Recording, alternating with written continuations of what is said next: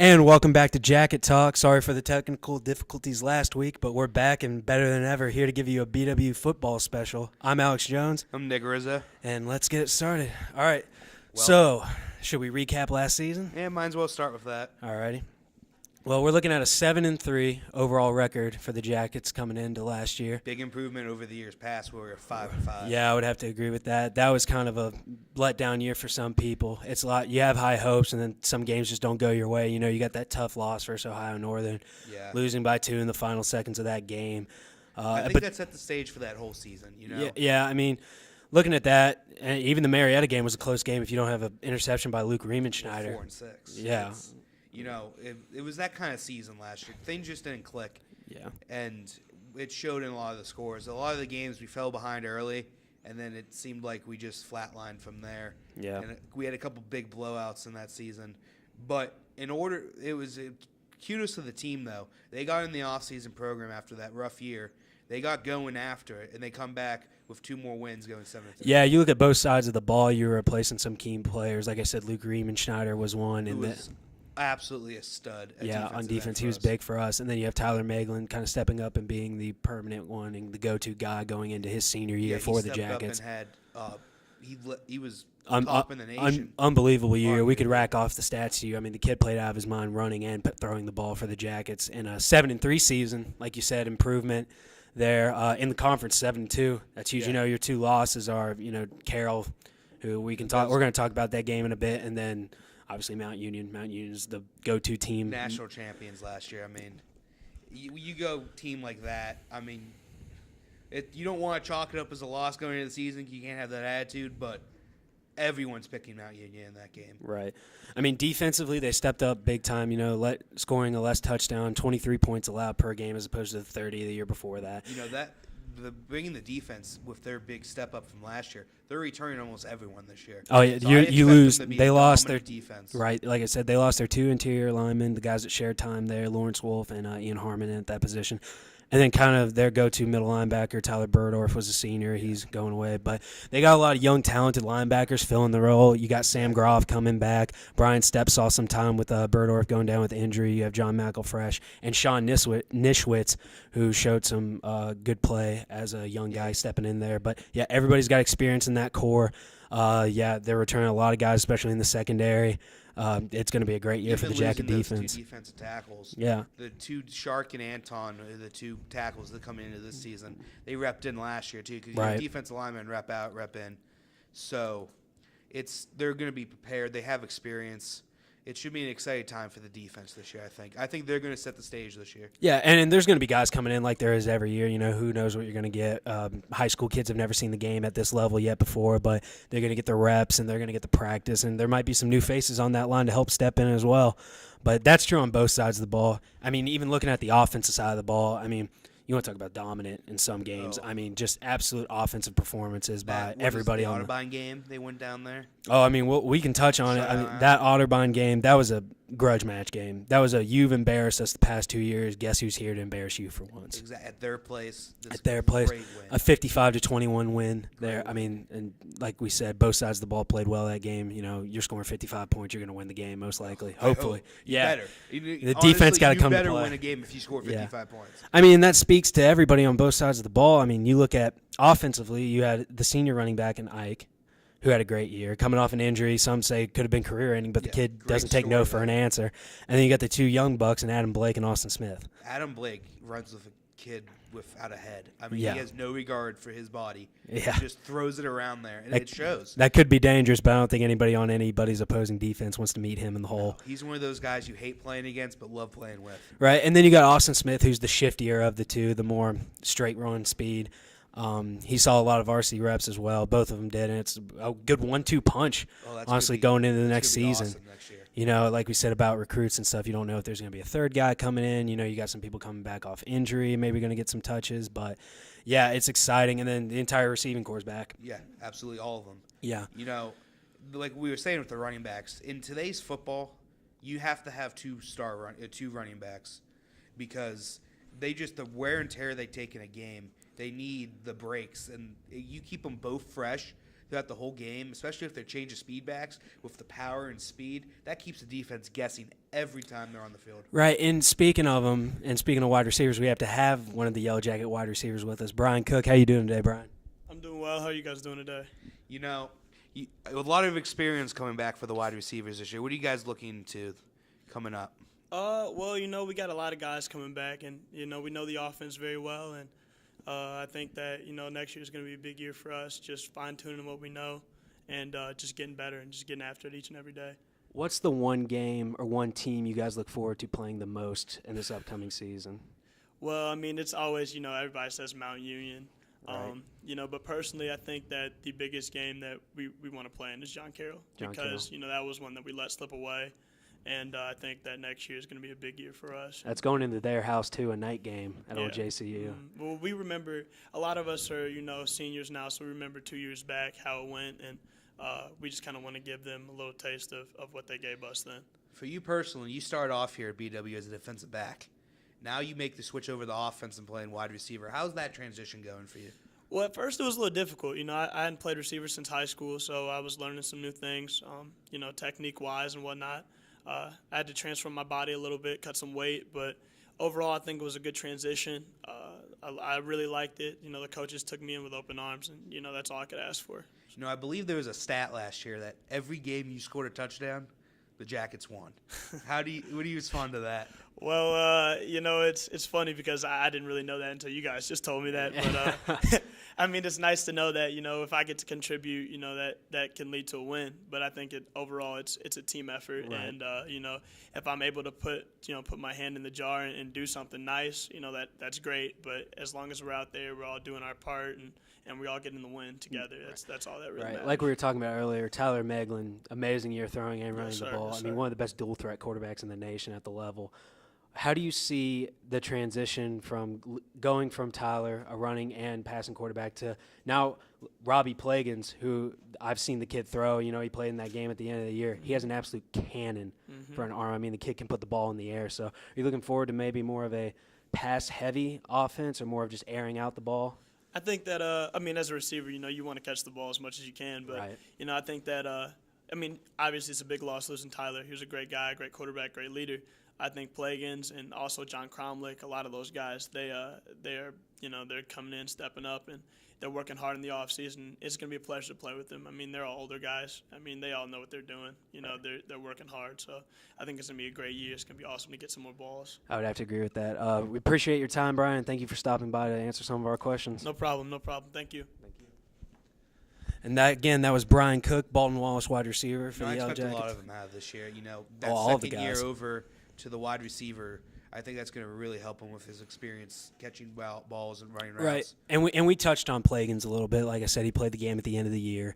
A different quarterback, not as mobile as Tyler. I say that now. The kid did have a rushing touchdown in one of the games last year, stepping in for Tyler. I think that caught everybody by surprise, even him. But, yeah, when I look at him in the quarterback position, it's straight old-school pocket passer. Yep.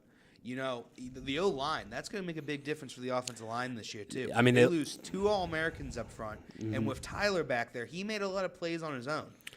He wasn't staying in that pocket very long. Yeah, and you look at the line, it is young guys, but there's some experience there. You have Alex Kurtz, who's going over from guard to tackle. Right, he's going to play tackle this year. He's a 2-year starter at guard. I would say was snubbed by some. I thought he played an outstanding year at the guard position. And awards. He's a freak, athletically strong. For how big he is, the way he moves, you couldn't tell.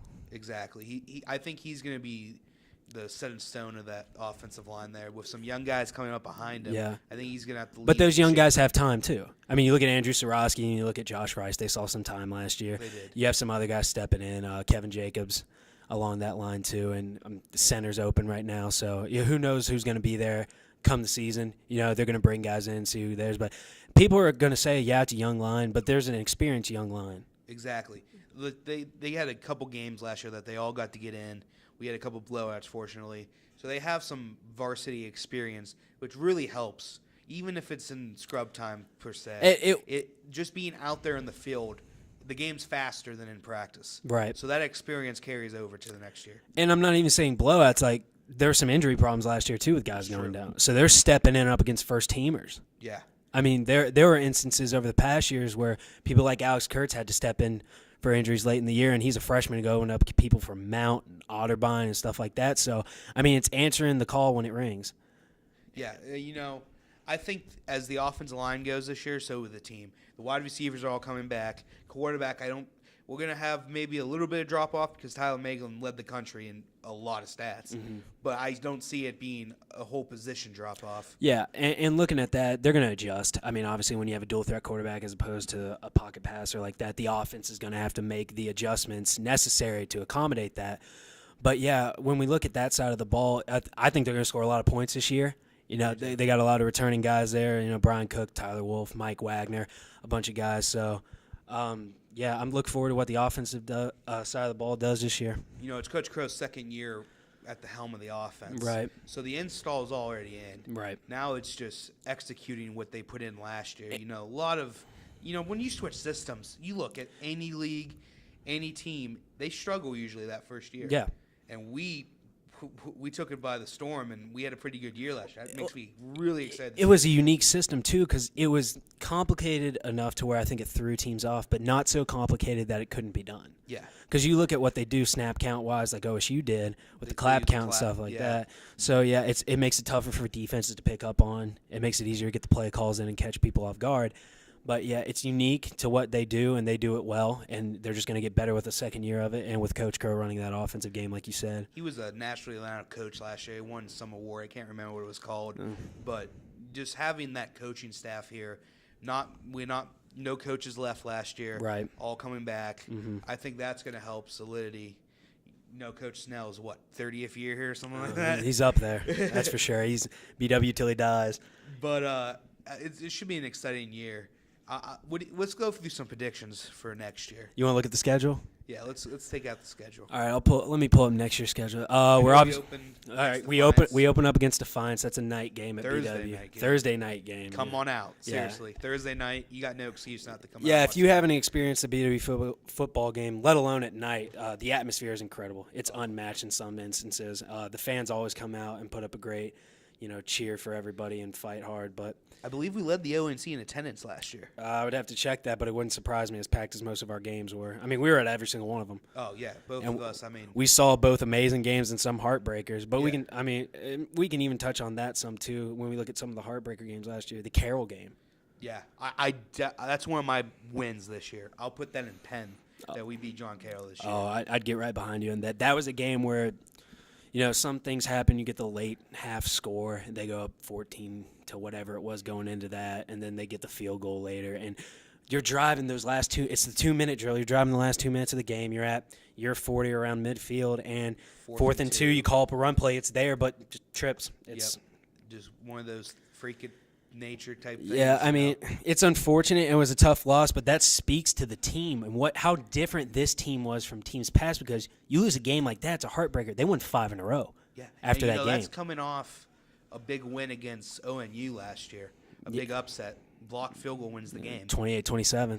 And that easily could have been a downsprout for the season. Not just one block field goal, but 3.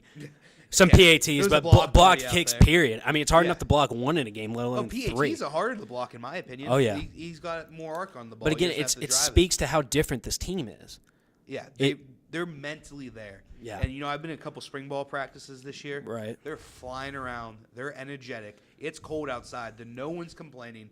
They're ready to go. Yeah, for those of you who don't know, if you watch Jacket Vision, the big guy right there is Nick Rizzo himself. So keep an eye out for those. Those will keep coming to you as well. But, yeah, like you said, you're watching them playing spring ball, and the weather in Ohio right now is worse than it was in December. Oh. And they're at night on that field, so it doesn't matter how cold a game is coming in this year, because I guarantee they're going to be adjusted to they're it. Definitely there. They don't even have pads on right now. They put the pads on, like, what are we, in Florida now? But like you said, they're out there flying around with just so much intensity and desire in this. It speaks to the senior group, too, because these guys want to win more than anybody. Oh, I remember absolutely. even when I was here, they came in, everybody was expecting them to get rings. With all the talent they had.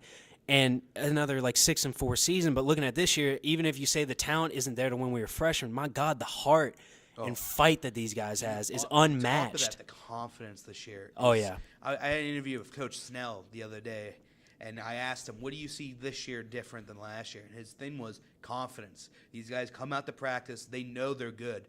and they're going to come out and play like it. They're not thinking, oh, maybe we can beat Carroll. Oh, let's try to make a half against Mount Union. They're coming out this year. Let's beat Mount Union. Let's beat John Carroll. Let's Yeah, beat ONU. it's like you said. There are some of those games last year, like, oh my God, it's Mount, or Yeah. oh my God, it's Carroll. And granted, Carroll, they were a great team. They almost beat Mount a year ago in the playoffs. I mean, the quarterback and the system. Stupid NCAA Division III rule. That's a You topic can't for spike the ball another. 10 seconds. That's a topic for Yeah, another I'm getting day. off track now. But yeah, I mean, you look at that, and they're going in and thinking it's Carroll. Who cares? It's Mount. Who cares? We're BW. Exactly. Like, we want people to go up against us and say, "Oh my God, it's BW." Yeah, we're setting the tone, Right. which is completely different from years past, especially from that 5-5 year. Yeah. But forget the 5-5 year, 7-3 last year. What are your predictions before we go over the games, upcoming games for this year? What do you think the season's going to go out at? I get us 8-2 and into the national playoffs. You guys in the playoffs? I think it's a playoff year. It's about time BW gets back in there and makes the playoffs again. Yeah, I agree with 8-2. I could even be as bold to say 9-1. You know, there's always those couple games. I agree with the 9-1. That could happen too. I just see a miss up. I don't see a purpose. Everybody has that game, and it's how you react to it. But who knows? I mean, this is a different team. This is going to be different guys. So, I mean, they're going to establish themselves well, and especially in conference play, too. Absolutely. But even looking at last year, you had that mishap versus Bluffton. Yeah, Again, speaking on that team last year, when you lose to a team like Bluffton to open up the season, you know, people are writing you off. People are saying this team will be lucky to win 3 games, maybe. Exactly. I mean, Bluffton. I mean, that should be an automatic win most years. Yeah. When you come in and you lose, it's like, what? But again, hat tip to them for not quitting. Exactly. Yeah, we lost to Bluffton, but who's next week? ONU. And Who? beat them Yeah, at ONU. and under the ONU lights. was a playoff team. Yeah, this they year won too. A game in the playoffs. Yeah. So, I mean, again, speaking to that heart that this team has and the guys are going to carry over to next season, yeah. And even last year with the one loss they had to Mount Union and Carroll and all that, the Mount game on paper looks like a blowout, Always 42-0. But I was at that game. I'll tell you, they held Mount scoreless 27 minutes That of football time. and we talk 27 minutes scoreless. So what? If you haven't seen the OAC conference in Mount Union, they are a dynasty like never seen in sports. Yep. They're in the national championship year after year. They've lost 2 OAC conference games in 10 years. Yep. So I mean- or 20 years. Excuse me, 20 years.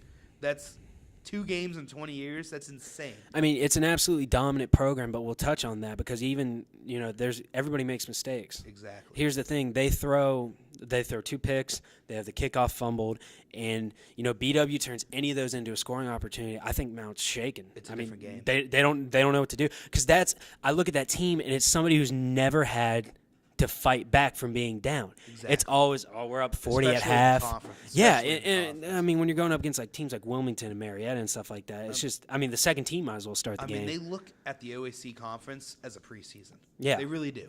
Like that's it's They're just how it is. they're sitting there waiting to be challenged every year when they get in playoffs, and I think this upcoming season, you know, a lot of teams are on the rise, especially us, and they're just looking to someone's ready to take Mount down. It's time for them to go. It's time for somebody else to step up and run the Absolutely conference. agree. But yeah, I mean, like we said, the 42-0. Yeah, it looks bad, but I mean, holding them 27 minutes score. That's the longest Mount's ever been held scoreless in a game. Yeah, it was. And like we said about this defense, losing one guy and 2 interior guys that share time, I mean, they're ready to step up and go up against this guys again. And I know we didn't put up any points, but you look at Mount Union's defense last year. I mean those guys best were in the nation. yeah. They showed it in the national championship game. It was on another level. Those guys are playing. It was just It was. They look almost like a D1 team playing D3 at times. at times, yeah. But here we go. Finally into it. Upcoming season. We said it 8-2, 9-1. Everybody's excited for the upcoming season. Open up with Defiance. Home opener. That's a win. Absolutely. The juice is gonna be flowing yeah, in that last one. year was the blunder versus Bluffton, but they are ready. I This think team that's is gonna ready. Teach them, we can't overlook week 1. So. Yeah, I mean, and then the game everybody's talking about, Brian was just talking about at Carroll, night game. I don't know if it's their homecoming. 1 year Carroll had BW as their homecoming for a night game. They beat them, and it was a disrespectful celebration, the way it went down and the way the students said to the players. But I think it's time for a little payback for Baldwin Wallace. We're getting the Rock. Oh, yeah. Get It's the Rock. coming back to Berea, Ohio. I'm calling it right now. That's a good call. But here is another huge game. Community Day, September 24th. Mount Union comes to George Finney Stadium. And as I said before, even though we missed the podcast last week, Mount Union better be ready because it's not an upset versus Mount Union. It's a BW win versus Mount Union. Folks, that is the boldest prediction I think anyone can make talking D3 sports. And you know what? You've talked me into it. I'm on board. You've had a week to think about I've it? had a week to think about since we made that prediction. It's time for and Mount I'm to go on board. down. There you go. It's coming. Hey, if It's any, got to happen sometime. Yeah. Why not us? Why not us? Why not this year? Exactly. And then looking at that, as big, no matter the outcome of that game, I think they're going to give it all they got. There's going to be so much emotion in that game, and some people say playing with emotion is bad. It affects your game, but not versus the rivalries like When you John got Carroll nothing, and you Mount. have nothing to lose going to Mount Union. Yep. Everyone expects you to lose. Yep. You lose, we lost to Mount Union. There Yep. it is. But you pull that upset off, you're on ESPN the next day. That'd be an interesting segment. I know I'd tune in for it. Oh, absolutely. Who knows? Maybe even Let's a get 30. Jay Crawford out there talking BW football. Get a 30 for 30 down the road about it. What if I told you? That BW football upset. Took down the Giant. Oh, Oh my God. we're getting excited over here. I mean, I'm excited for my calendar's marked September 24th. Everybody come out. Everybody be there. Let's go crazy, September man. 20. It's like you said We last need to week. get there. I'm done. It's like you said last week. You know, BW pulls that off. The cops better be ready for Berea to go. Yeah, God, it's going to be insane. You know, baseball just started. Opening day was literally this week. And we're already talking And I'm football. already, let's go football. Yeah, it's ready to go. I'm sorry. It's because it's football weather It is. right now. It You know, is. you're looking at Ohio. It's April and we're 30 degrees. Yeah, exactly. You feel like you got to strap up and go hit someone. I mean, yeah. And you're looking at the games after that. At Marietta, at Wilmington. Those are must wins. Those are should if wins. you lose those games, I mean, But- you got to You know, rethink you beat Mount Union. Are those trap games? You think you're on top of the world? I mean, they obviously are. Yeah. You come off that Mount Union win, you got to calm yourself down afterwards. Yeah. Enjoy it, but you got to realize, hey, that's one win. We have bigger things on our mind now. Yeah, you got playoffs on your mind. You got to take 1 week at a time. And I like these matchups. I mean, we obviously match up well with Marietta and Wilmington. And those are both away games after being home for a couple games. And then you get to come back home versus Muskie and Otterbein. You always want to beat Otterbein now. Absolutely. The way they've been playing against us the past couple years and the embarrassment we gave them last year. They're going to be coming Oh, after us. that's one they're marking. They want to get some payback there, but I think we'll show up. I think the quarterback play will be well. I like our defense this year. I'm telling you, this is going to be one of the best defensive units BW's had in a while. Oh, yeah. I mean, they're led by some marquee seniors there. You know, you got Sam Groff, and you got Brock Hall, both returning starters, and even Brocklet was tied for interceptions in the OAC last year, leading them, and he had that key one versus Mount. And then Sam Groff, a great story there, you know, coming back onto the team after taking a year off, and, you know, fighting his way up the depth chart, becoming a starter, and just one of the best tacklers in the OAC last year. He's ruthless. I mean, the kid does not care. He doesn't care how good you are. He doesn't care who's across him. I mean, you better get out of his way. Absolutely. You know, that's what you need out of a linebacker like that. You got to have that intimidation factor that you can't come across the middle against them. I mean, even that, another thing about this defense is the depth. Oh, yeah. I mean, there are guys at every position that could step in. It's like you said, they rotate a lot of guys. And that Stay ability fresh. to give people breathers, It's it's immense in the huge, fourth huge quarter. having depth like that because they're tired, but we're not. That so many games. If you look at college football at any level, Yep. you see teams separate in the fourth quarter because they're better conditioned. They rotate throughout the games, and they're ready to go in that fourth quarter. They're not, oh man, we just survived 3 quarters. Here we go. Let's go. Fourth quarter, our time. I mean, and you see this team, they always, you know, going into the fourth quarter, have the four fingers up, ready to go, screaming on the sidelines. I mean, it's just. You know, people think, oh, that's so stupid, that's little. But it's a big thing when you play. It shows, you know what, let's go. It's one of those, it's mental. Football is probably 90% mental. Yeah. And that's part of it, you know. It's all about being bought into the system, and that's what the difference is everybody's on board, everybody agrees with the position coaches and the head coach, like this is us, this is our year, this is what we're going to do. Yeah. And when you have that kind of mentality, you know, I dare you to get in my way and stop me. Exactly. If you don't like me scoring or celebrating in the end zone, keep me out of it. Exactly. If you don't like me taking the ball away from you and turning it into opportunities, do something about it to stop me then. Exactly. You got to come out, and we got to be the aggressor this year. Yeah. We got to be like, you know what? You came to BW. You're not just playing no one else. We're coming in and we're taking it to you. I don't care who you are. Don't care what you've done in the past. Don't care what you plan on doing in the future. You're messing with us. Yeah. And, you know, looking at the rest of the season, you know, we did say 8-2. If they beat Carroll and they beat Mount, we're talking on undefeated season, and those are some games that could go either way too. We're making predictions here, and you want your team to go undefeated every year. But when you look at some games that are realistic, they should beat Carroll. Mount's up in the air, obviously. Another team that's pretty damn good and is going to be good is Ohio Northern.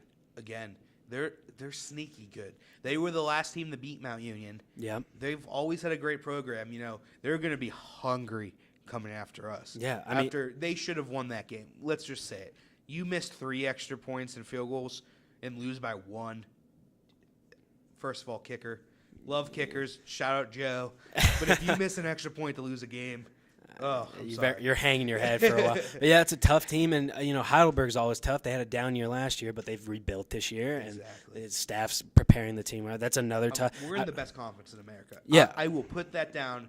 In pen, D3 OAC, best football conference, best sports conference for that matter. But yeah, talking about Heidelberg, it's at Heidelberg too. They've been there, done that new before. Stadium. That's going to be brand new stadium. Finished. I'm sure everybody's going to show up for that game there. But yeah, there's some tough matchups. It's a tough conference, that's for sure. And they're hungry. Oh yeah. Now you have them in the playoffs. I have them in the playoffs. Yes. What do we see? So do I. What do we see him doing in the playoffs? That's a tough prediction for us to make because we don't know anything outside the OAC, obviously. And I've seen some teams. I mean, you talk about Whitewater all the time. They're on the stage. I don't know who was in it last year. Name escapes me. Oh, I think it was another Wisconsin team. Yeah. Oh, it was the winner of that. It's same conference, another tough conference there. But yeah, I mean, those guys are going to make some noise. They're going to do something like they always do. I'm sure Mount's going to be in it again. Do you see us getting a home game, or are we going on the road first round? I'll see us getting a home game the first round. I think at 8-2 in this conference or 9-1 in this conference, that sullies a home game. I agree. So I'd love to see that atmosphere. Oh, I mean, if I like the regular season, yeah. Great. And man, I'm just excited for those night games. Dude, I am shaking. It's Friday. I'm not on the team anymore. I'm ready to go hit someone. I'm going to be on the sidelines. Let me back up a bit then for my own safety. Yeah. Oh yeah. But great talking football. Oh, I love it. This is what we live for. This. I mean, this isn't going to be the only time we talk about it too. Wait till the season gets started. It's just a preview recap. Exactly. But to any recruits out there that might be listening to this, come get us a visit. You're gonna love it. The energy this school is having towards football now, it's something crazy. Yeah, it's definitely on the rise. We spoke about all sports here being on the rise, and football's getting up there. You see the social media, and you see all these kids saying, I want to go play at BW. I'm committing to BW. And they're like, yeah, we got these huge recruits coming in. It's going to be a great year. The staff's excited. Coach Snell's excited, as always, and even the fans are excited. So I'm looking forward to this upcoming season, and I can't wait to get started talking about it. That's the wrap up and preview of BW football for Nick Rizzo. This is wow. I don't even know my own name. For Alex Jones, this is Nick Rizzo. Thanks for listening. Good luck.